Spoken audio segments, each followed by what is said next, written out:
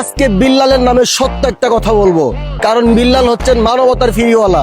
বিল্লালের যখন গুটি খাওয়ার টাকা থাকে না, তখনই বিল্লালে 10 লাখ, 2 লাখ, 5 লক্ষ টাকার চ্যালেঞ্জ ছুড়ে মারে এই বাংলাদেশে এবং কি পৃথিবীর প্রবাসী ভাইদের কাছে।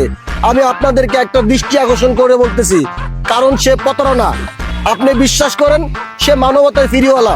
যখন তার কাছে গুটি খাওয়ার টাকা থাকে না, তখনই সে চ্যালেঞ্জগুলো মারে। সে যদি মানবিক কাজ হয়, সে প্রতিনিয়ত মানবিক কাজ করবে, কিন্তু করে না ভাই।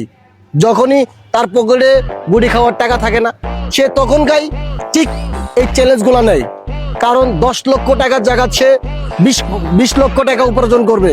সেই টাকা দিয়ে তার পোলাপান সহ, তার গ্রুপের মানুষ সহ তাই সেই গুটি মুটি খাবে।